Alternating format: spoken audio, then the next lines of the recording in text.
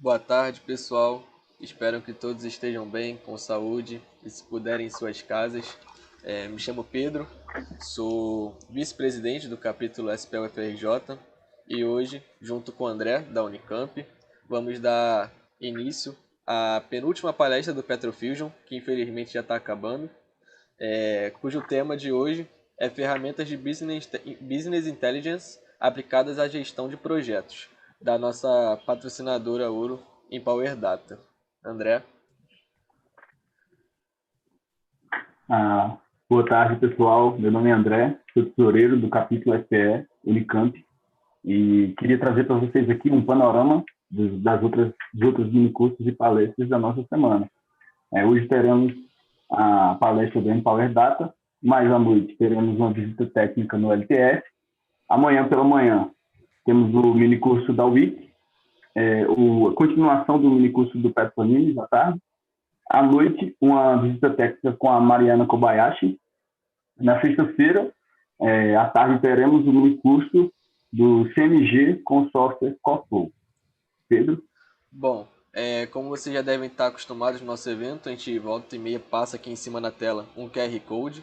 A partir dele você pode preencher uma pesquisa da nossa patrocinadora Master, a Total, que na primeira edição do Petrofusion, a Total acredita na importância de compartilharmos o conhecimento sobre o setor de energia e desenvolvermos jovens talentos, que serão o futuro da nossa indústria. Então a gente convida vocês a preencherem esse formulário, que é bem rápido e é super importante para a gente. Durante a live a gente também vai estar passando o link dele no chat, então se vocês perderem o QR Code, podem ficar despreocupados que a gente vai passar para vocês certinho. André. Bom, essa semana teremos um sorteio de um mini curso. O sorteio desse o link para o sorteio do mini curso vai ser postado no chat da nossa live aqui. Então, vocês fiquem atentos e se inscrevam para concorrer, ok? Pedro? Bom, então, por último, nosso último aviso antes de introduzirmos nosso palestrante de hoje, a gente queria agradecer os patrocinadores do nosso evento, que sem eles nada disso seria possível. Então, como patrocinadora Master, a gente tem a Total, como patrocinadora Diamante, a Radix, patrocinadores Ouro, a Barra Energia, Wiki Brasil, Petro Animes e, por último, mas não menos importante, a Empower Data, que está aqui hoje representada pelo Lorenzo na nossa palestra, o apoio da E3S do CPetro e o apoio institucional da IBP, FGV Energia e SPS Seção Brasil. Então, sem mais delongas, André, introduzir nosso palestrante. Bom, nosso palestrante de hoje é o Lorenzo. O Lorenzo é engenheiro de petróleo, graduado pela Universidade Federal do Espírito Santo, pós-graduado em engenharia de projetos e tem um MBA em gestão financeira pela FGV. Possui 8 anos de experiência na indústria do petróleo, com foco em projetos offshore. Lorenzo? E aí, pessoal, boa tarde, tudo bem, André? Tudo bem, Pedro? Primeiramente, obrigado aí pelo convite, né? É muito prazeroso sempre estar voltando aqui, falando com vocês, a nossa parceria, que a gente tem há bastante tempo. Gosto de dar essas palestras, acho que tem bastante conteúdo aí para a gente estar compartilhando, para a gente estar ensinando aí o pessoal.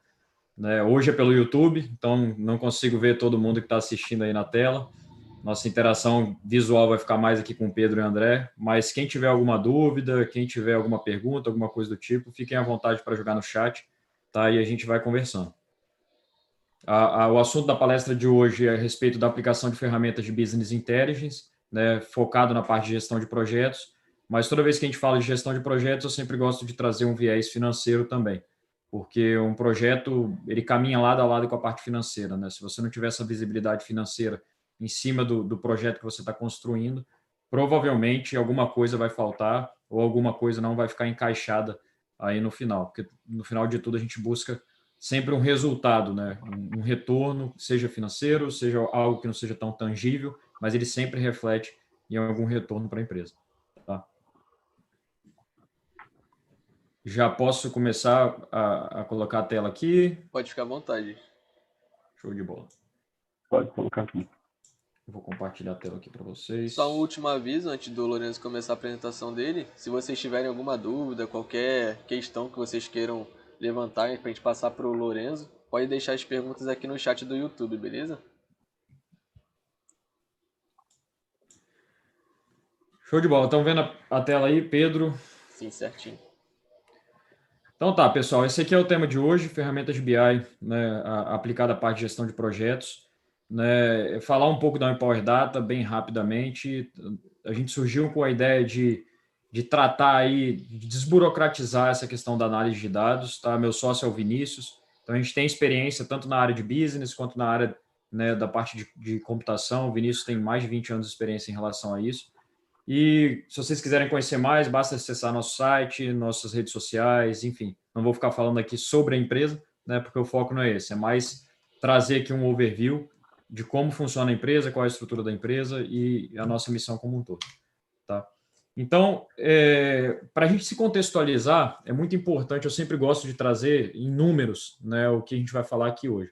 Eu acho que todo mundo já viu o documentário em Netflix, todo mundo já viu notícias e tudo isso, mas para trazer um peso para vocês entenderem do que a gente está falando e do momento que a gente está inserido, né, quando a gente fala de ferramenta de business intelligence, a gente está totalmente conectado à parte dos dados, né, da existência dos dados, como a gente consome esses dados e tudo isso.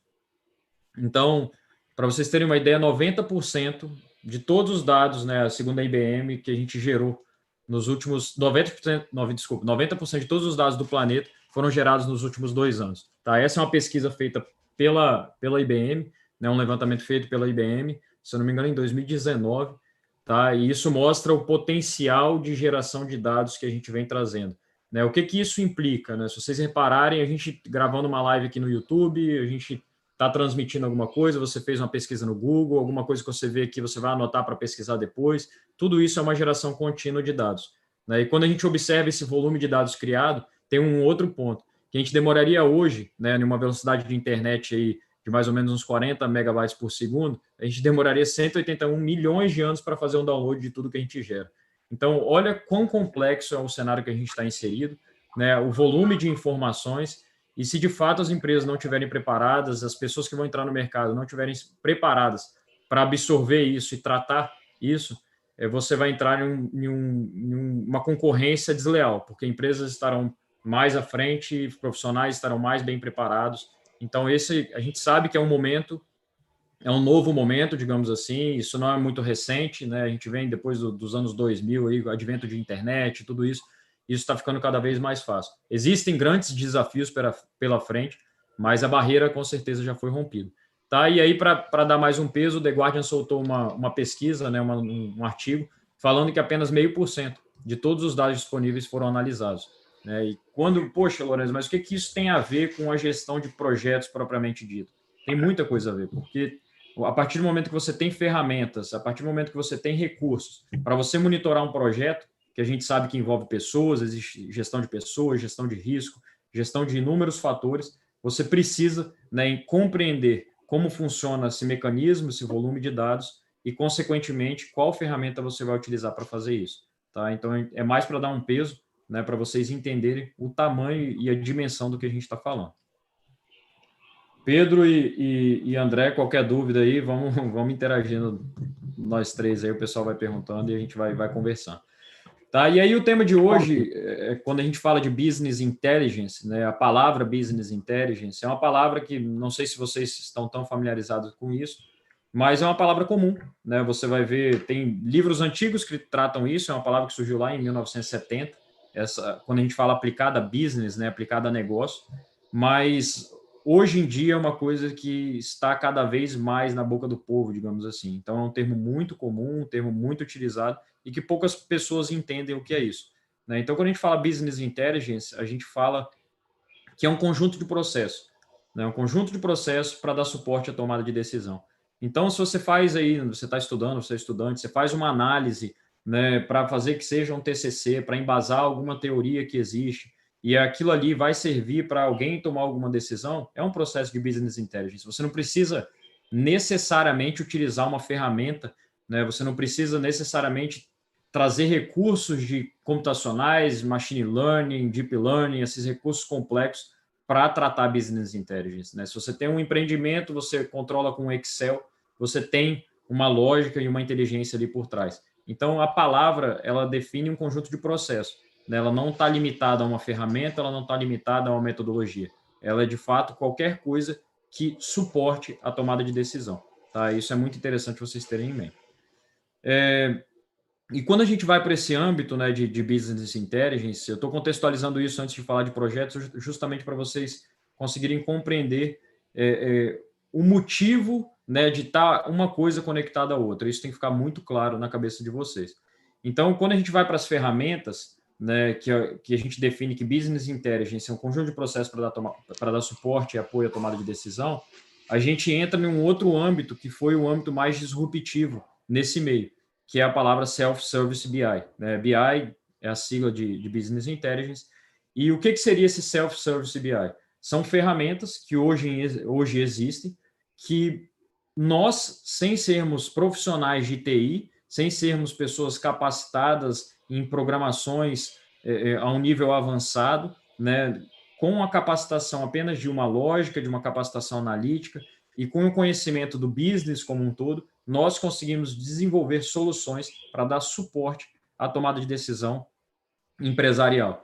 Né? Então, o que isso significa? Significa que a gente está cada vez mais independente. Não significa que a gente vai substituir um especialista de TI. Né? A gente vai continuar precisando desse suporte, mas para montar essas soluções de decisões rápidas, a gente consegue desenvolver, né, da nossa maneira, entendendo do nosso problema. Então, para elencar com a ideia da parte acadêmica, por exemplo, hoje estudantes são capazes de gerar softwares, gerar análises, enfim, montar soluções de BI a partir de informações de um TCC, de um projeto que o professor passe. Então, assim, tenham isso em mente. São ferramentas que visam facilitar, né, o acesso à montagem dessas soluções mais robustas, digamos assim, que há 3, 4, 5, 6 anos atrás dependiam inteiramente de pessoas de TI. E aqui a gente vai estar mostrando exemplos de Power BI, porque é a ferramenta líder da Microsoft. Né? Então, só para vocês terem uma noção, existem pessoas que nunca atuaram na área de TI, não entendem nem de Excel, que elas estão se capacitando nessa parte de Power BI. Existem vagas de emprego voltadas a profissionais de BI, analista de BI. O que você precisa saber? Conhecimento básico de Power BI, porque é a ferramenta mais utilizada. Né? Se vocês derem um Google aí, vocês vão entender o tamanho desse mercado e vocês vão compreender que daqui 3, 4, 5 anos, todo mundo vai formar e vai precisar ter o mínimo, né, de conhecimento nesse tipo de recurso, porque de fato faz muita diferença. Eu vou mostrar para vocês aí durante a apresentação. Tá? Então, a ideia é contextualizar primeiro o que é Business Intelligence, né, que vocês entendam que é basicamente inteligência de negócios para dar suporte à tomada de decisão. O negócio ele só prospera se você tiver boas decisões. Né? Então, uma frase que a gente gosta muito aqui, que os resultados de amanhã, né, terão como base as decisões que você vai tomar hoje. Então, não importa se você é um estudante, se você já está trabalhando, se você está, enfim, na pós-graduação, no doutorado, né, você está constantemente tomando decisões. E essas ferramentas, elas surgiram justamente para isso, para embasar, para te dar força para tomar uma decisão mais rápida, né, mitigar ali o erro. O erro é praticamente certo, você nunca consegue projetar uma coisa e falar assim, aquilo ali vai acontecer. Toda projeção ela tem um erro. Né? O que você tem que tentar é mitigar esse erro. Tá? André, tudo tranquilo até agora? Tudo certo, tudo certo. Perfeito. E aí, pessoal, eu trouxe aqui só uma imagem, não vou perder tempo nela, mas só para vocês entenderem que a Fortune 500, né, que basicamente são as 500 maiores empresas aí do mundo, 97% delas hoje utilizam o Power BI como ferramenta de Business Intelligence. Isso não quer dizer que elas só utilizam o Power BI, né? Mas elas usam o Power BI dentro da rotina da demanda delas. Então, a gente que trabalha na área de petróleo, por exemplo, você tem aí, né, Schlumberger, você tem outras empresas gigantes, tem tanta parte de Real Madrid, olha só, setores distintos trabalhando com esse tipo de ferramenta. Isso quer dizer, tem Maersk, né? E isso quer dizer que isso não está limitado mais a profissionais de TI. Tá? Todas as empresas, né, com o passar do tempo, vão se adaptar a utilizar ferramentas como essa, justamente para você embasar a tomada de decisão. E aí, partindo agora do zero, né, depois que vocês entenderam o objetivo e o significado dessa palavra, a gente tem o que chamamos de um conjunto de tomadas de decisão. né? Então, repare o seguinte, há algum tempo atrás era muito difícil, né? Existia essa frase muito famosa aí, a McKinsey até trouxe numa pesquisa, que não eram profissionais, né, gestores, CEOs, não acreditavam ser possíveis tomar boas decisões e decisões rápidas ao mesmo tempo. Você tinha que escolher ou uma ou outra, né? E esse cenário dessas ferramentas novas, esse cenário do surgimento, né, do advento aí de uma tecnologia muito mais avançada e recursos mais acessíveis, que eu acho que é o grande ponto aqui, né? A gente sabe que lá na década de 90 já tinham empresas que aplicavam inteligência artificial, já tinham empresas que traziam isso tudo. Só que, de uma forma geral, isso era irreal na média, né? Não era tão acessível assim. A gente tem histórias aí da Target, que é uma empresa gigantesca americana, tem do Walmart, enfim, tem várias histórias voltadas para essa parte de inteligência, né, de estatística aplicada, tem filmes, inclusive, e que grandes empresas utilizavam. Só que hoje, com a quantidade de recursos disponíveis, isso está muito acessível, né? Está acessível tanto para mim, tanto para você, tanto para qualquer pessoa, seja o dono de um mercado pequeno até uma empresa multinacional. Tá? Então, hoje o cenário muda um pouco, né? A gente consegue sim tomar boas decisões, né, e decisões mais rápidas. Para isso, a gente precisa de pessoas capacitadas, empoderar essas pessoas, né? Você treiná-las, mas dar autoridade para elas tomarem uma decisão, autonomia, né? E elas precisam de ferramentas adequadas. A combinação desses 3 itens é o que de fato proporciona essa tomada de decisão rápida, né? E um pouco mais assertiva, uma qualidade maior, tá? E aí, quando a gente fala entra em projeto, né? Eu faço uma pergunta aí para o André. O que é um projeto para você, André, na sua concepção? Assim, o que você acha? E que tem um início, um meio e um fim determinado. Para mim é basicamente isso, tá certo? Perfeito, perfeita colocação. Excelente, não tem nem o que acrescentar quando você fala. Então, assim, projeto, pessoal, não necessariamente ele é algo complexo e muito grande, né? O que define basicamente um projeto é o que o André trouxe, é o que é um efeito temporário, né? Ou seja, ele vai acabar. Uma coisa é certa, um projeto ele tem que ter início, meio e fim. E quando você tem essa visibilidade, quando a gente fala de visibilidade de projetos, você precisa entender que por ele ter início, meio e fim, você tem que ter um benefício, né, quando você vai desenhar um projeto. O que seria um benefício de você definir um projeto? Então, o André vai lá e fala, eu tenho um projeto de juntar 100 mil reais até os 30 anos, né? Ele sabe que é um projeto ali um pouco vago, né? Será que faz sentido isso? Se não faz, mas é pessoal, para ele é um projeto que ele definiu, e ele vai criar um processo de início, meio e fim, onde ele vai terminar, né, concluindo lá com um período ou antes, ou depois, né, dependendo de como ele vai segmentando aí as etapas, mas ele precisa gerir esse projeto, né? O idem para um projeto de melhoria, quero reformar minha casa. Você também precisa gerir esse projeto.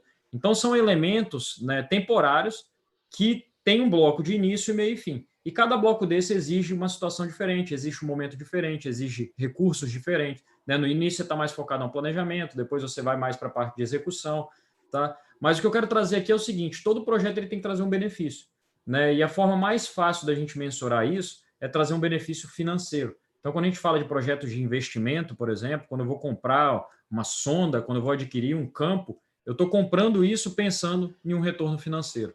Tá? Ninguém vai investir em algo sem pensar no retorno.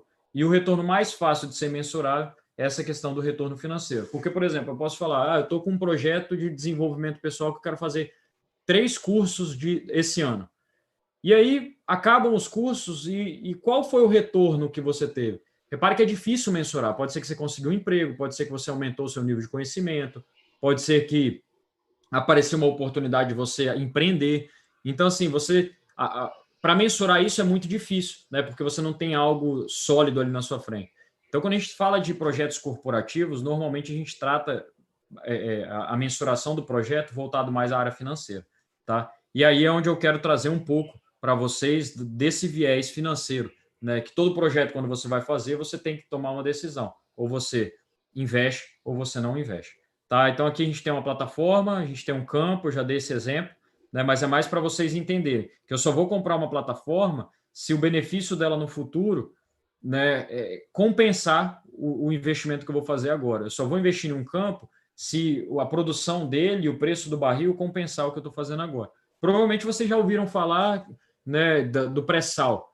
né, que, poxa, o pré-sal ele precisa de um preço de barril mínimo ali para compensar. É justamente isso, né? Ele coloca uma margem de erro, um período de avaliação, ele monta uma estrutura para falar o seguinte: eu preciso investir tantos milhões e com um barril nesse preço, com o risco que eu tenho, vai me retornar tantos milhões. Compensa? Sim ou não? Essa é a analogia que vocês têm que buscar toda vez que a gente está falando de projeto. E quando a gente vai para o lado financeiro, né, a gente precisa entender um princípio básico, né, que é justamente o valor do dinheiro no tempo. Né? No Brasil, a gente tem alguns índices que medem isso, né? Um deles, e o oficial para medir a inflação, é o IPCA, tá? Que nada mais é do que o seguinte: é quanto você precisa, os elementos básicos para você sobreviver, digamos assim, para você ter uma vida normal, foram reajustados em termos de valor. Tá? O que eu quero dizer com isso? Assim, só para ficar claro. Tá? Imagina o seguinte, que você precisa comprar um elemento básico, né? De novo, é um estudo do IBGE, é uma coisa que aplica em âmbito nacional, né? Em todas as regiões, são nas metrópoles, são pesquisas, tudo isso. Então, elementos básicos pode ser, por exemplo, a alimentação. E aí eu vou colocar, por exemplo, o café incluído dentro desse elemento. Imagina que lá em 1999, você precisava comprar um café, né, um saco ali de café, e ele custava R$ 1, né? E em 2019, 20 anos depois, esse café não está mais R$ 1, ele está R$ 3, tá? O que aconteceu com o preço dessa mercadoria básica, que é algo que todo mundo tem que ter acesso? Ela não teve uma valorização, né? O preço foi reajustado devido a outros fatores, impactando na qualidade de vida de algumas pessoas. Né? É isso que o IPCA vai tentar trazer, é falar assim: olha, quanto você precisa corrigir seu salário para garantir a mesma qualidade de vida do ano anterior? Né? Essa é a transparência que vocês precisam entender. Então, por exemplo, se alguém ganhava R$ 100 e gastava R$ 1 para comprar esse saco de café, se essa pessoa ganhar os mesmos R$ 100 20 anos depois, para comprar o mesmo café ela gasta 3, repare que parte da renda dela ela está precisando comprometer para ter o acesso a uma coisa que é básica. Lógico que eu estou dando um exemplo aqui bem genérico para vocês entenderem. Então, é o que diz que você perde o poder de compra. Né? Então, isso que tem que estar em mente. Então, assim, esse gráfico é a inflação, né, do Brasil ao longo dos anos. Então, R$ 100 em 1999, hoje vale R$ 349. Então, repare o seguinte: se eu fizer todas essas correções ano a ano, para eu ter a mesma condição, o mesmo salário, se eu ganhava R$ 100 em 1999, hoje meu salário deveria ser R$ 349 para manter o mesmo padrão de vida que eu tinha 20 anos atrás. Então, não quer dizer que eu ganhei mais. É isso que vocês têm que ter em mente. E um projeto está muito atrelado a isso. Então, por exemplo, se o Pedro ou o André ganhassem aqui R$ 100, e eu falava: olha, eu vou aumentar o salário de vocês já trabalham 20 anos aqui na empresa, eu vou aumentar seu salário para R$ 200, vou dobrar seu salário. Né? E eles ganham há 20 anos esse mesmo salário. Eles estão ganhando menos. Por quê? Porque o que eles ganham não compensa a inflação, que é uma correção de preço para você ter acesso ao básico. Então, todo projeto, né, não quer dizer que você vai investir em um projeto R$ 100 hoje, R$ 100.000, a escala e a ordem de grandeza fica a critério de cada um, mas não quer dizer que você vai investir em um projeto R$ 100 hoje e daqui 10 anos ele vai retornar 200, que é um bom projeto, né? Porque você pode estar perdendo, inclusive, para a inflação. Tá? Então, isso é uma coisa que vocês têm que ter muito cuidado e tem que estar sempre em mente justamente esse ponto do valor do dinheiro no tempo. E aí é uma pergunta que eu sempre faço, que é: poxa, se você investiu hoje R$ 10.000, daqui a 20 anos eu te prometer R$ 20.000 ou R$ 30.000, se a inflação se repetir nos próximos 20 anos com o que aconteceu aqui, você está vendo que 100 virou 350. Então, esses R$ 10.000 teria que virar R$ 35.000. E a gente está falando que vai retornar 30, 20. Né? Ou seja, a gente não ganharia nem na inflação. Isso é bom ou isso é ruim? Provavelmente é muito ruim. Né? Então, tomem cuidado com pegar apenas o valor absoluto de um retorno, de um investimento, e achar que é bom simplesmente porque você dobrou o valor. O valor do dinheiro no tempo é muito... ele pesa bastante quando a gente vai tomar uma decisão como essa. Tá? André, investiria aí 10 mil para pegar 30 mil daqui 20 anos? Acho que não vale a pena não, viu? Pois é. Tudo depende da inflação, né, pessoal? Tudo depende da inflação. Se a gente projetar a inflação nos Estados Unidos, né? Que é muito abaixo da nossa, é 0,5%, 1%, 1,5%, né? Obviamente tem períodos maiores, principalmente períodos de recessão, mas se a gente projeta num país que é um pouco mais estável do que o nosso, talvez esse investimento valeria a pena. Então, esse é um outro ponto. Toda vez que você vai investir, você tem que fazer um trade-off. Um trade-off é uma escolha, né? Então, você vai deixar de ganhar alguma coisa para tentar ganhar outra, né? Então, quando você tem 10 mil reais em mãos e quer fazer um investimento, né, seja ele em um projeto pessoal, a sua empresa, você tem que parar e pensar, o que eu poderia fazer com esses 10 mil reais? Essa. Por nessa, qual é o benefício frente hoje e quanto que vai me retornar? E aí são duas perguntas que você tem que sempre fazer. Quanto vale e quanto ele custa? Quanto custa é presente, é agora. Né? Quanto custa eu comprar esse terreno? 100 mil reais. Quanto ele vale? Poxa, esse terreno eu consigo plantar um monte de coisa aqui, consigo construir um prédio que ele vai me dar um aluguel, que vai não sei o quê. Então, assim, essas projeções, quando você traz para o dia de hoje e você compara, você fala assim, opa, ele vale mais do que ele custa, porque eu estou pagando tanto, mas ele vai me compensar em muito mais lá na frente. E repare que quando a gente começa a falar de quanto vale e quanto custa, é uma decisão que ela começa a exigir premissas. E aí começam a surgir as grandes dificuldades dentro da gestão de projeto, tá? E aí existem 3 técnicas, basicamente, né, voltadas à parte de avaliação de investimento. Né? 3 técnicas que eu vou tratar aqui na apresentação. Existem diversas técnicas. Tá? Então, as 3 principais, as mais comuns, payback simples, VPL e taxa interna de retorno. Tá? Basicamente, o que são essas técnicas? Tá? São métodos e maneiras para você tentar falar se faz sentido aquele investimento para você. Então, repare o seguinte, André, eu estou falando que eu vou fazer um investimento de 100 reais hoje, tá? E aqui, cada ano aqui é a composição do que ele vai me retornar. Eu estou fazendo aquela análise, quanto ele vale e quanto que ele custa. Lá no terceiro ano, eu zero o que eu investi, ou seja, investi 100, no ano 1 retornou 50, no ano 2, 30, no ano 3, 20, e a perspectiva do ano 4 né, tá como 50. E aí, quando eu falo em payback, eu falo de tempo. Né? O que é o tempo? O payback, ele é o tempo que eu demoro para retornar o meu investimento. Então, assim, toda vez que vocês ouvirem falar, o payback desse investimento é 50 anos, é 30 anos, o payback desse campo é tanto tempo.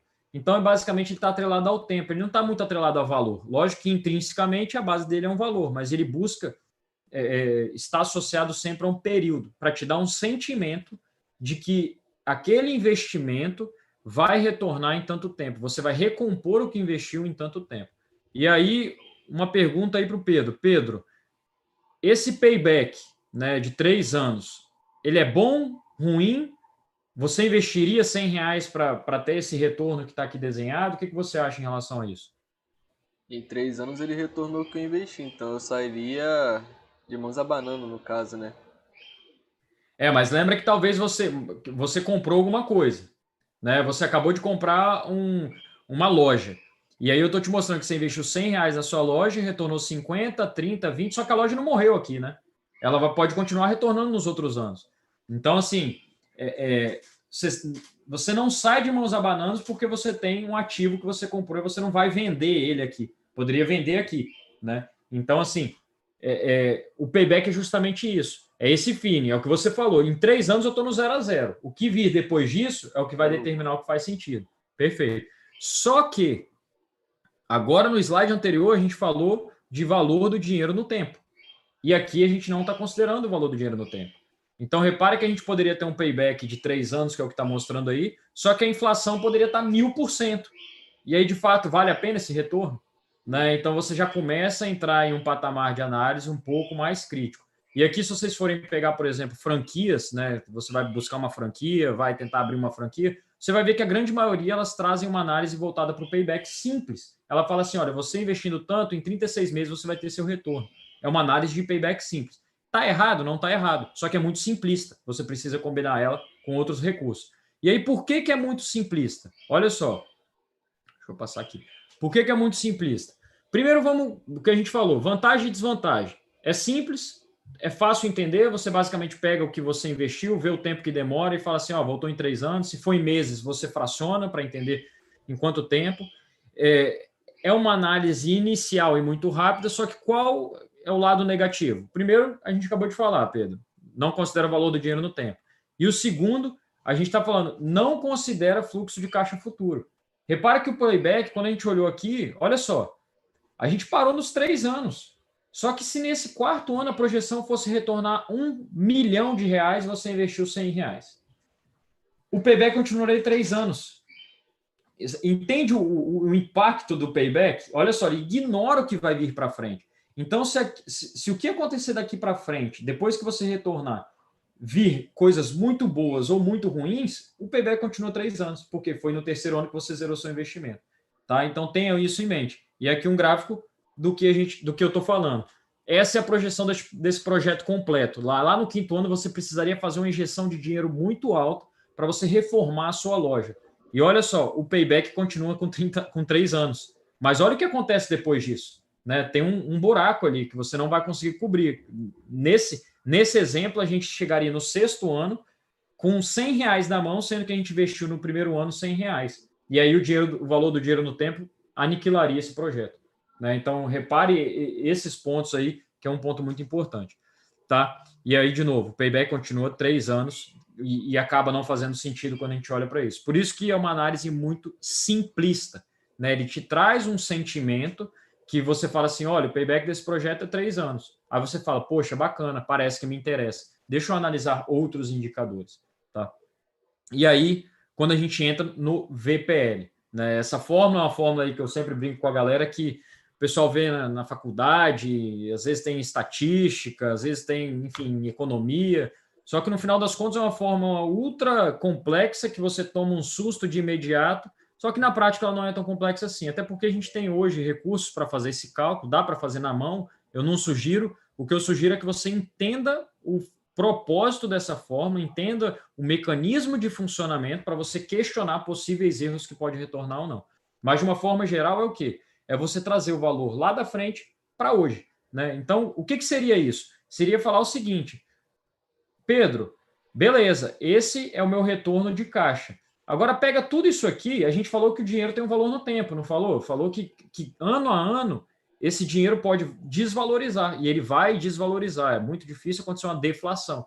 Então, normalmente, esse dinheiro vai valendo menos. Lembra dos R$ 100 que virou R$ 349. Então, essa desvalorização, eu vou fazer o seguinte, eu vou pegar tudo isso aqui e vou trazer para o dia de hoje. Quanto que R$ 50 daqui a 4 anos custaria no dia de hoje? É justamente o que o VPL vai fazer. Ele vai pegar esses fluxos de caixas futuro e trazer para a data atual.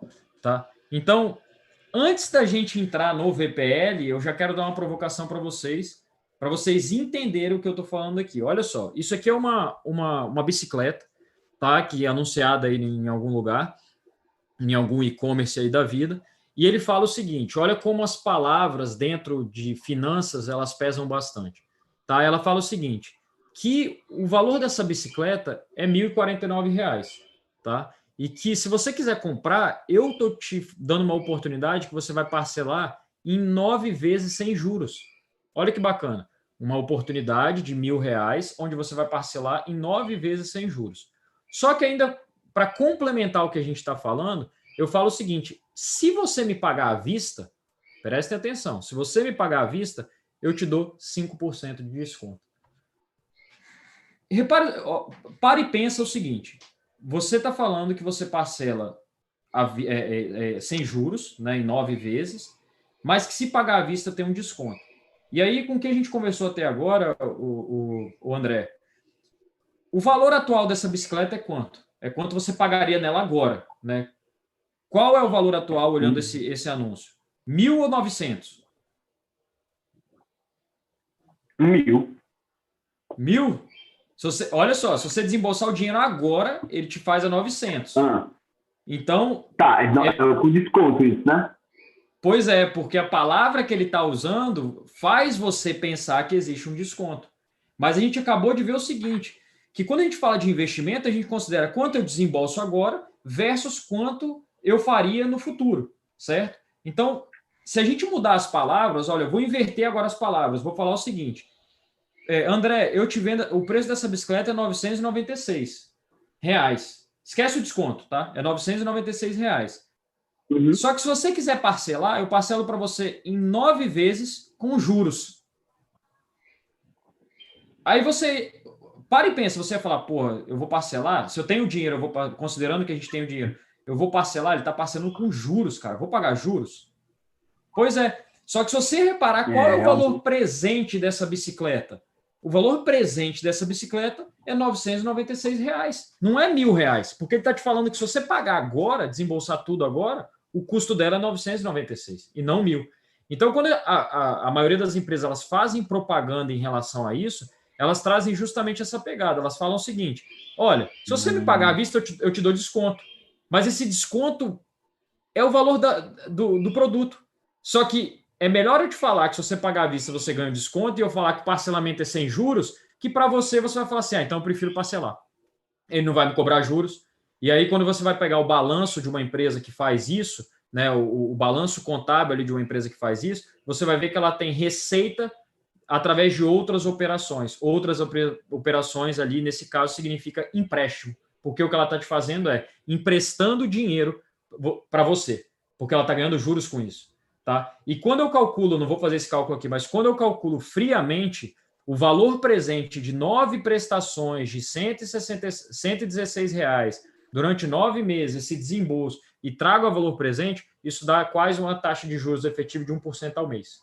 Tá? Então, imagina assim, agora eu vou montar uma loja que ela é 100% transparente com o cliente. Tá? E eu seria 100% transparente na minha proposta de venda. E eu falaria assim, André, eu tenho uma bicicleta de R$ 996, mas eu parcelo para você ela em 9 vezes, se você não conseguir pagar à vista, em 9 vezes com a taxa de juros de 1% ao mês.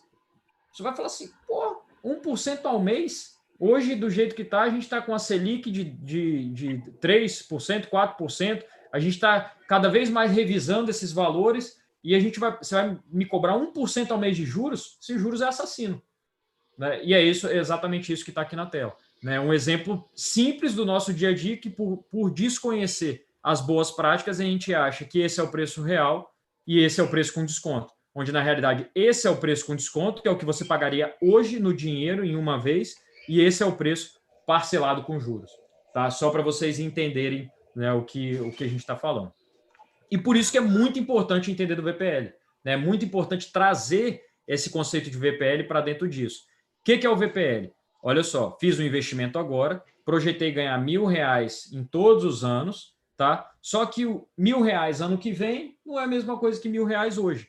Né? Então, quando eu venho para essa formulinha nossa aqui do VPL, ó, lembra da fórmula aqui? Eu pego cada fluxo de caixa, cada retorno que eu espero e faço um desconto. E esse desconto é na taxa que eu desejo. Nesse caso, vamos pegar, por exemplo, a inflação, sei lá, 10%. Então, vou aplicar um desconto. Repare que a fração lá de 2025, isso aqui é juros compostos, lá de 2025, ela é descontada 5 anos. De 2024, 4 anos, porque a gente está em 2020. E assim sucessivamente. Então, quando eu aplico esse desconto, ou seja, eu vou falar assim, não, o desconto que eu vou dar, né, eu acho que o dinheiro vai desvalorizar 10% ao ano. Quanto que valeria o R$ 1.000 em 2025 hoje? R$ 623. Lembra de novo, lá do nosso R$ 100 que a gente começou. Quanto valeria R$ 100 hoje, daqui a 20 anos? A gente falou assim, poxa, daqui a 20 anos valeria R$ 349. Seria o equivalente ao falar o contrário, falar assim, R$ 349 daqui a 20 anos vale quanto hoje? Lembra que a gente projetaria tudo para hoje? Isso seria R$ 100? É o que a gente está fazendo aqui. Um valor que está lá no futuro, se eu trouxer ele para valor presente para hoje, com uma taxa de 10% de desconto ao ano, quanto que valeria? R$ 623. Então, isso é o valor do dinheiro no tempo. E aí, o que o VPL traz? Né? Para que serve o VPL? O VPL serve justamente para a gente fazer essa analogia. A gente tem um investimento aqui, o conjunto completo da obra. Eu tenho um investimento de R$ 3.500 hoje, né, no meu exemplo, e lá no nosso cálculo, na nossa projeção, a gente falou o seguinte, esse R$ 3.500 hoje, André, ele vai me retornar R$ 1.000 por mês, lembra dos nossos R$ 1.000 por mês, até 2025. Esse investimento vale a pena ou não? Se eu somar 1.000 com 1.000, vai dar 5.000. E aí você fala, pô, 5.000 contra 3.500 vale muito a pena. talvez o payback ficaria, né? A gente falaria, pô, o payback é 3 anos e um pouquinho, porque eu tenho 3 mil aqui, 3 anos e meio.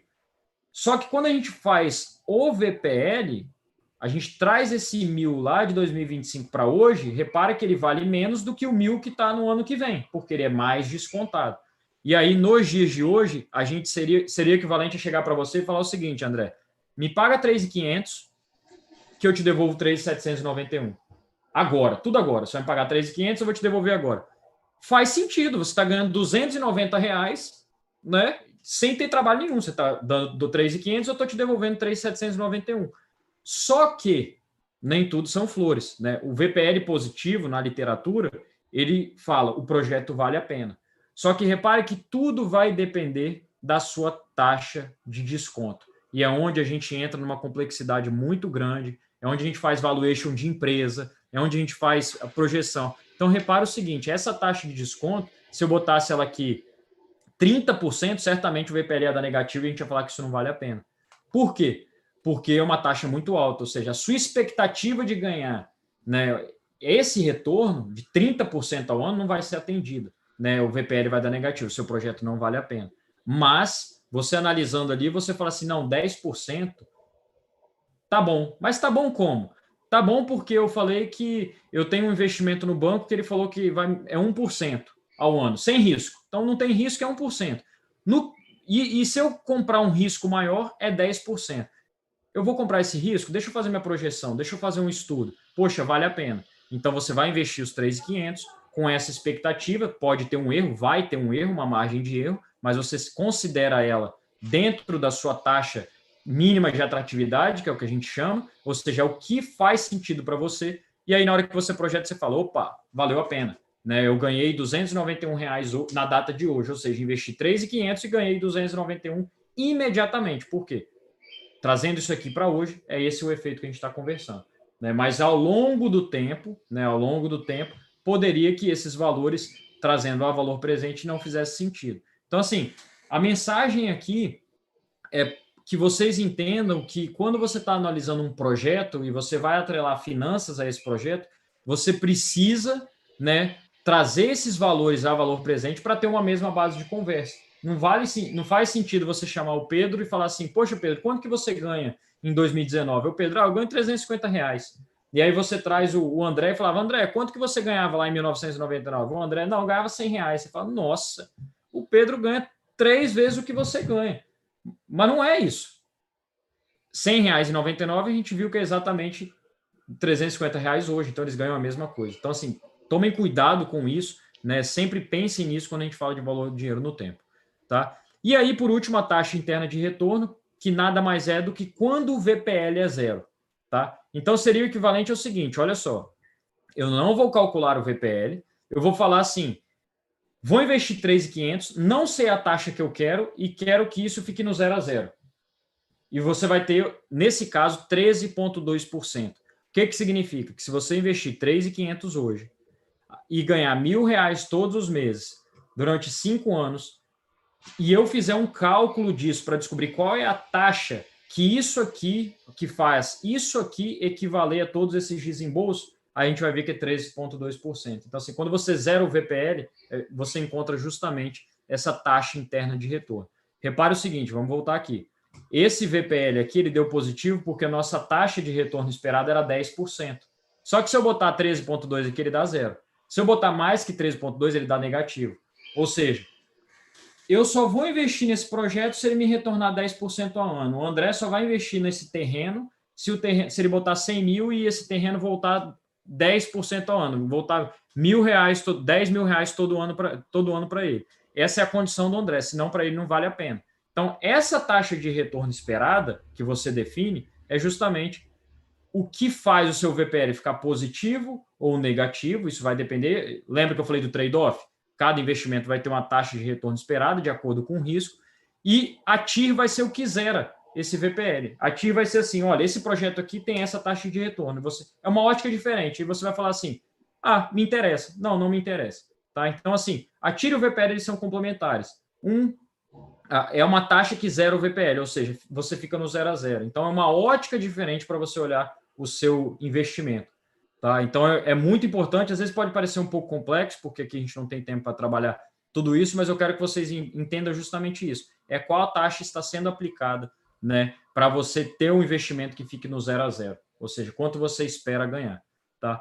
E aí aqui o que sempre acontece que é o quê? É algo combinado, né? Então, na nossa conversa lá da franquia, a gente fala o seguinte: olha, a gente vai o payback desse projeto em 3 anos, tá? Mas eu quero saber quanto que é o VPL, mas eu quero saber quanto que é a TIR. Por quê? Porque aí, quando você combina os elementos, você está muito mais embasado para tomar uma decisão, tá bom? E aí, pessoal, a gente falou de finanças, falou de BI, e agora a gente entra na gestão de projetos. Onde que tudo isso aplica a parte de gestão de projetos, né? Por que a gestão de projetos tem a ver com finanças, tem a ver com BI, enfim, tem a ver com dados, tem a ver com tudo isso? Porque todo projeto, como o André trouxe, ele tem início, meio e fim, né? E essa aqui, basicamente, são as fases, o ciclo de vida de um projeto, desde o início, a preparação e a execução. Então, a gente chama essa figura aqui, né, quando a gente para aqui na fase de execução, de curva S. Né? O que é curva S? Você tem um tempo no eixo X e você tem custo, necessidade pessoal, vai depender da curva que você está desenhando, onde a gente traz o seguinte: olha só, no início do projeto, normalmente você gasta pouco. Por quê? Porque é a fase de planejamento. É a fase onde você senta ali e fala: o que a gente vai precisar? O que a gente vai fazer? O que a gente espera? Vale a pena esse projeto? Vamos fazer um estudo aqui, ver se vale a pena? Você vai ter um custo atrelado à equipe que vai liderar esse projeto. Quando você decide com as premissas e as projeções, quando você olha financeiramente, os benefícios, tudo isso, e fala assim, vale a pena? Você fala: opa, vamos começar esse projeto. E aí é onde você precisa gastar muito mais energia. Contratar pessoas, contratar mais equipe, contratar fornecedores, comprar peças, enfim. Você começa a precisar estruturar esse projeto e é onde começa a ter um desembolso real. Você começa, de fato, consumir tempo das pessoas para executar, né, toda a parte de planejamento, toda a parte do start do projeto. E logo depois que você faz isso, você começa a executar as ações desse projeto. Você vai botar a mão na massa. Você já comprou tudo, você já tem sua equipe, você já tem tudo. E aí você começa, de fato, a trabalhar. Repare que nessa etapa, na etapa de organização e preparação, você já tem um avanço e uma necessidade muito maior, né? Isso aqui são valores acumulados, tá? Então está sempre acumulando. Um aumento muito mais íngreme aqui, muito maior, se você reparar com a diferença do valor inicial para o valor final nessa etapa.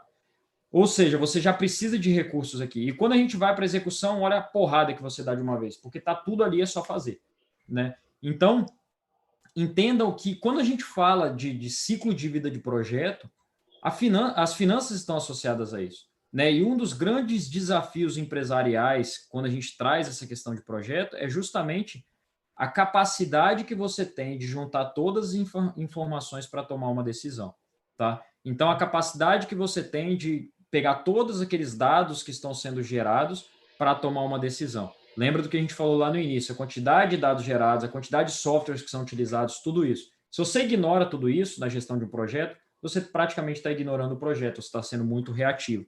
E agora imagine o seguinte: se um projeto for cancelado exatamente aqui. Repare que a gente está em quase mais de 50% dos recursos já utilizados. E ele foi cancelado aqui. Aconteceu uma crise, uma pandemia, então você preparou, você fez tudo, chegou aqui, opa, cancelei. Cancelei por quê? Porque eu pesei o risco e o retorno e falei, não vale a pena. E, não, cancelei por quê? Porque fiz um cálculo errado. Não foi um fator externo. A gente achou que era uma coisa e foi outra. Então, a falta de informação, né, quando você não tem informação ou quando você tem informações erradas, pode sim fazer com que você acredite que um projeto vale a pena, mas no final de tudo ele não está valendo, tá? Então, isso é muito importante, vocês têm que ter ideia desse ciclo, vocês têm que ter um fundamento de finanças e entender que tudo isso, toda decisão, lembra do propósito da palavra BI, embasar, né, e dar suporte a uma tomada de decisão. E quando a gente fala de projetos, a gente precisa tomar uma decisão, tá? Então, repare que a gente avançando agora para dentro do âmbito de projetos, a gente possui ferramentas, né, no caso o Power BI que a gente falou, que promovem essa facilidade de construir dashboards e soluções que facilitam a navegação. Então, vou mostrar aqui para vocês, vou trazer aqui alguns exemplos para vocês entenderem. Vocês estão vendo minha tela aí legal agora, do dashboard, o André? Sim, dá para ver, tá perfeito. Perfeito. Então, aqui a gente tem um exemplo, né, claro, de gestão de projeto, voltado mais à parte financeira primeiro. Que o que é isso? Repare o seguinte, são valores, né, não são reais, eu substituí, mas a solução é uma solução real. Então, repare isso. A gente tem aqui uma empresa gigante que ela tem sistemas, diversos sistemas, tem project, tem planilhas de Excel, tem tudo isso, e a gente não consegue tratar todos esses assuntos, né? A gente não consegue fixar todos esses assuntos num local só.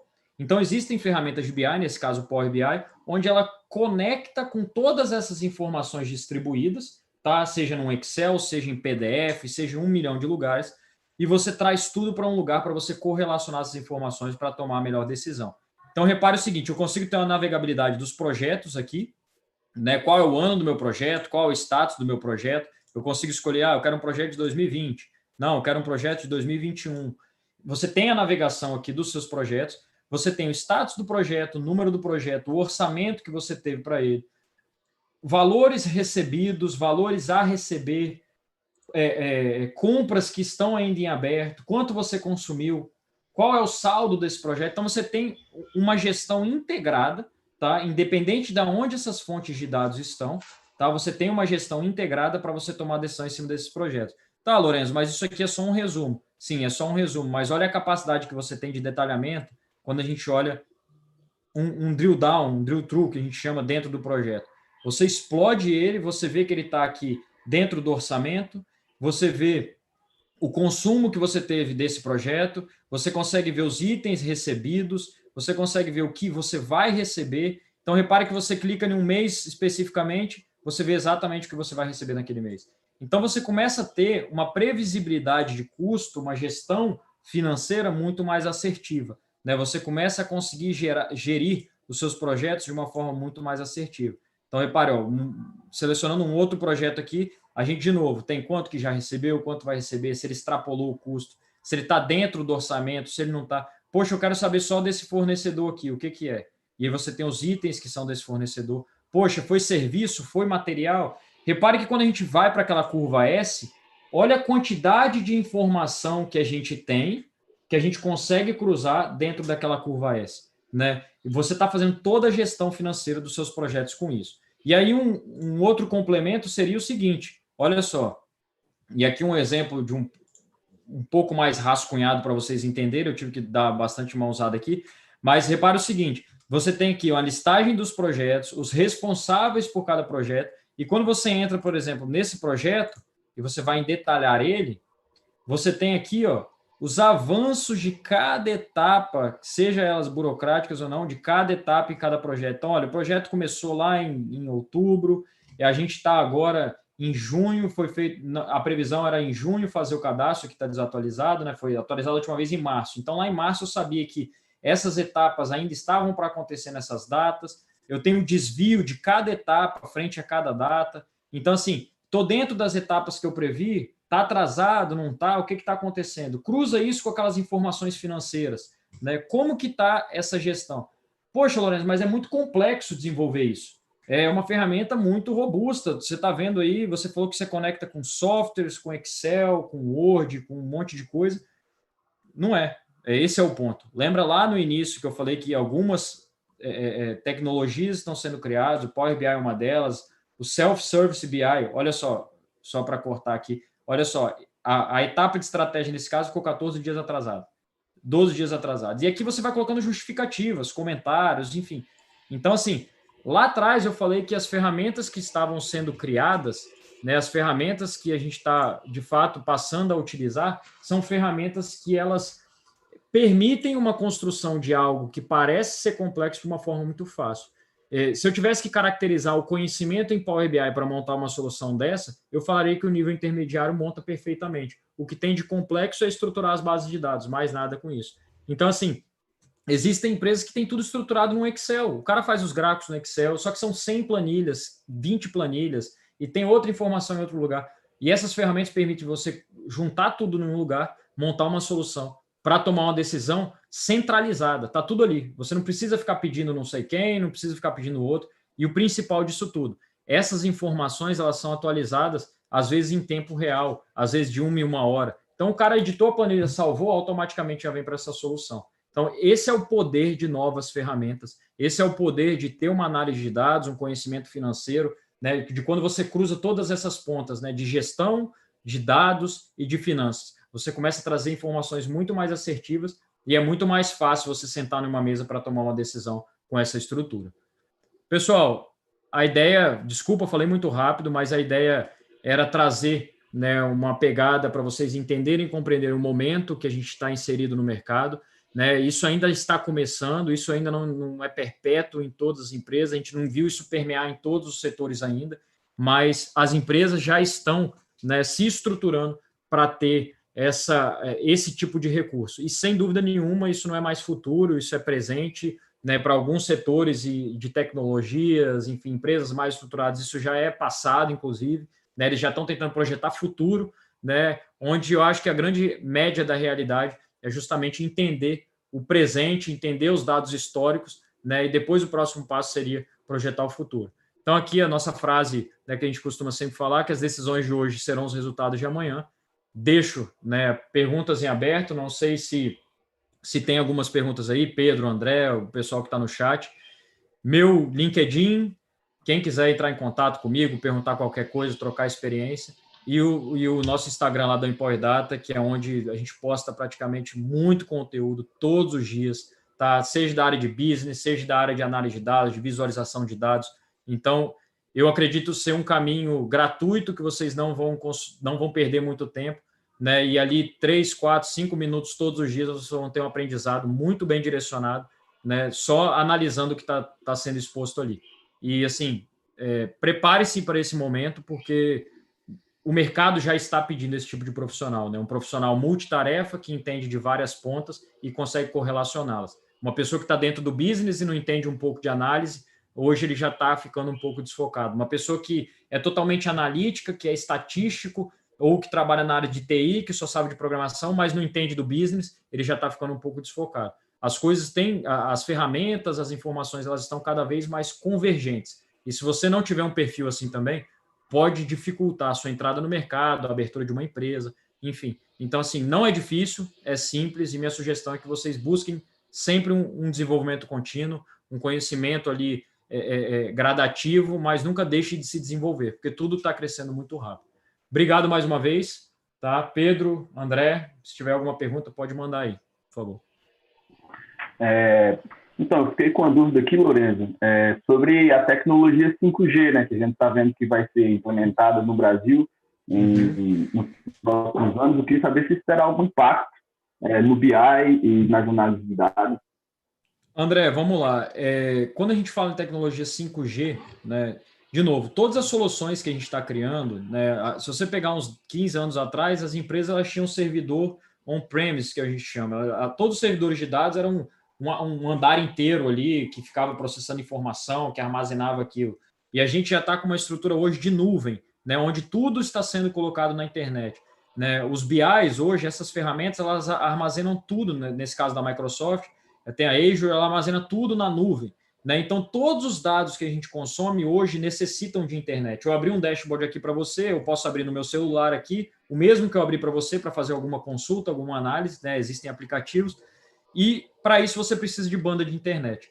Né? Então, quando a gente fala de evolução, né, e de incremento nas bandas da internet, né, quando a gente fala de 5G, enfim, de tecnologias futuras, eu não tenho dúvida nenhuma que vai ser um rompimento de barreiras e um divisor de águas. Aí, obviamente, não estou falando só Brasil, mas eu estou falando assim, que uma vez que a gente aumentar a capacidade de processamento de banda de internet, a gente vai ter um divisor de águas muito significativo. Porque para pensar, hoje, a gente fala em centralizar a informação, mas você precisa, às vezes, de uma conexão lá numa plataforma, lá no meio do mar, e você precisa que isso seja via satélite. Se você tem uma perda muito grande, você pode embarrear algumas coisas que você deseja criar.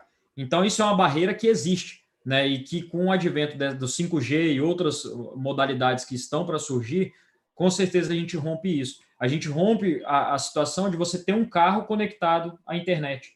Né? Por quê? Porque a gente não tem mais perda. Então, a transmissão via satélite começa a ficar mais barata, você começa a conectar centrais nos carros, os carros vão começar a conseguir dirigir sozinhos, a gente já está vendo isso, Mas tudo isso depende também de vários fatores, e um deles, sem dúvida nenhuma, é a velocidade da internet. Ok, obrigado por responder, Lourenço. Eu tenho mais um questionamento aqui, Claro. com relação ao que você falou agora sobre carros autônomos. Então, me veio uma ideia. Será que em curto prazo, assim, uns 10 anos, a gente vai conseguir ter uma plataforma de petróleo autônoma? Eu já vi uma acredita que dá para reportagem, fazer? eu já vi uma reportagem que uma plataforma foi fundada, se não me engano, na Statoil, eu não sei, não lembro exatamente qual foi a empresa que hoje é a Equinor, mas assim, eu já vi falando que eles tinham lançado a primeira plataforma não tripulada, né? E aí, de novo, não tem como cravar isso, né? Mas toda a tecnologia, a gente sabe que a plataforma é um ambiente de risco muito grande, né? A gente sabe que tem um potencial de acontecer algumas coisas ali, enfim, eventos não esperados, tudo isso, mas ao mesmo tempo é um ambiente com um alto padrão de segurança no mercado, né? Se a gente for ver as indústrias aí, as plataformas, o nível de segurança que são criados ali dentro é algo realmente diferenciado, né? Existe de fato muita gente olhando aquilo ali para tratar de uma forma segura. Eu acho que é totalmente factível, tá? Mas aí é achismo da minha parte. Mas a gente evoluindo, a gente deixa de precisar, né, de ferramentas que antes você precisava da intervenção humana. Então, talvez você diminua a quantidade, num primeiro passo, diminua a quantidade de pessoas que estão lá dentro na operação, na linha de frente, tocando nas ferramentas. Né? Hoje a gente já tem robôs que fazem isso, né? Apertam uma coluna, quebram o torque. A gente já tem ferramentas que já fazem medição, que você não precisa ficar colocando placa de orifício. A gente já tem coisas que já substituem, né, a mão de obra, né, digamos assim, do ser humano, mas ao mesmo tempo a gente precisa de um sistema supervisório. A gente precisa de um sistema para tomar decisão, a gente precisa de pessoas monitorando, a gente precisa de pessoas que constroem a solução. Então, assim, não é a falta de emprego, é uma migração de escopo de trabalho. E aí, de novo, para você fazer isso, você precisa ser multitarefa. Você está analisando ali um dashboard da sua operação, o que está acontecendo, e você precisa entender os princípios ali por trás. Né? Então, à medida que isso avança, vai exigir também que nós nos adaptemos em relação a isso. Tá? Mas é factível, não tem como falar que não seja. A gente está falando de carro autônomo, a gente está falando de transporte rodoviário, de caminhões autônomos, a gente está falando de uma estrutura que há 10, 15 anos atrás era totalmente irreal. Né? E está evoluindo tão rápido que isso está se tornando mais fácil. Então, é minha opinião, né? Não sou profissional dessa área especificamente de mercado, de projeção, mas vendo esses movimentos, é totalmente factível isso, totalmente. Por isso que eu digo, né, os profissionais do futuro, né, não digo no longo prazo, mas eu acho que as pessoas que estão ingressando, elas precisam ter um pouco dessa visão. Talvez em países mais desenvolvidos isso vai ser mais rápido, talvez em países menos desenvolvidos isso vai demorar um pouco mais. Mas no longo prazo, eu acho que todo mundo, se busca um destaque, tem que ter essa capacitação diferenciada. Tá ok, Lourenço. Muito obrigado pelas respostas. Pedro, você tem algum questionamento? Não tem questionamento, é mais um complemento do que o Lorenzo disse. Já tive relatos de colegas esse ano mesmo que acabaram reprovando, passando no estágio porque não tinham Power BI. Então, cada vez mais se faz necessário a gente ter essas ferramentas no nosso currículo, a gente ter conhecimento dessas ferramentas, Power BI. Antigamente era Excel, eu não entrei na faculdade há muito tempo e quando eu entrei era só Excel. Agora já é Power BI, aprender linguagem de computação, etc. Esse tipo de coisa cada vez se faz mais necessário para a gente se a gente realmente deseja ingressar na indústria, assim. Então, vai muito do que o Lorenzo falou, da gente ter um conhecimento mais macro, assim, pensando não só no projeto, mas sim como gestão de projeto, né? Então, isso é de extrema importância para a gente, dos profissionais que vão vir, que a gente vai ser, né, o futuro da indústria. Então, queria agradecer, Lorenzo, pela participação. Não sei se você quer fazer alguma consideração final, pode ficar à vontade. Eu que agradeço, Pedro, André, enfim, é sempre um prazer para mim estar participando, né, desses eventos. Eu gosto bastante, eu gosto dessa conexão, eu acho, e eu sempre repito isso, eu acho que é uma forma da gente contribuir, né, com o desenvolvimento das pessoas. Eu, quando estava do lado aí de vocês, eu gostava muito dessa proximidade com a indústria, então eu sei o que é isso, eu sei como isso é necessário, né? E alguns insights, algumas dicas que você pega, às vezes, numa conversa, seja numa palestra, seja no networking, enfim, abre, às vezes, um mundo de possibilidades. né? Eu, quando eu era estudante, sei lá, no 5º período, eu consegui meu primeiro estágio através de um workshop, né? Então, assim, tudo é network, né? Isso pesa muito, não adianta a gente ficar recluso ali, né? E aí é uma provocação não só para os alunos, mas para os professores, né? Que não adianta a gente ficar ali dentro de um âmbito acadêmico 100%, né? Os alunos, eles podem escolher se eles querem seguir mestrado, doutorado, a parte acadêmica, eles podem escolher se eles querem empreender, se eles querem ir para a indústria, mas, assim, eu acho que as possibilidades têm que ser criadas, né? Eu acho que essas possibilidades, elas têm que ser geridas, né? E o papel fundamental da universidade é trazer as possibilidades, né? Então, é fundamental a criação desse network, é fundamental para que os alunos sintam isso e se aproximem da indústria, seja para tirar uma ideia para empreender, seja para tirar uma análise de perfil para se preparar para o mercado, tá? Então, parabéns, obrigado e é isso. Ok, então, muito obrigado mais uma vez, Lorenzo. Agora eu queria agradecer aos nossos patrocinadores, né? Nossa patrocinadora Master Total, a patrocinadora Diamante Radix, patrocinadoras Ouro, Barra Energia, Wix Brasil, Petronimes e E-Power Data. Ao nosso apoio, a E3S e o CPetro, e o apoio institucional, o IBP, a FGV Energia e a FPS São Brasil. Queria relembrar aqui para vocês que a nossa pesquisa da Total está com o link aqui em cima. Vocês podem acessar, está respondendo, e vocês vão concorrer a um bate-papo com o CEO da Total Brasil. Agora o Pedro vai passar mais algumas informações para vocês. Só para encerrar mesmo, eu mandei aqui no chat o link da nossa plataforma. Então hoje a gente vai ter visita técnica, amanhã a gente vai ter a última visita técnica também. Estão sendo bem legais. A gente já teve 2 em formato virtual, então é algo que a gente não tinha feito antes e a gente está super gostando. Também vamos ter a continuidade amanhã dos nossos mini cursos, como o André disse. Quem ainda não está participando tem o da Wiki, que está de forma gratuita para vocês. E na sexta-feira a gente vai ter a nossa última palestra da E3S, então estão todos convidados aqui no mesmo canal do YouTube.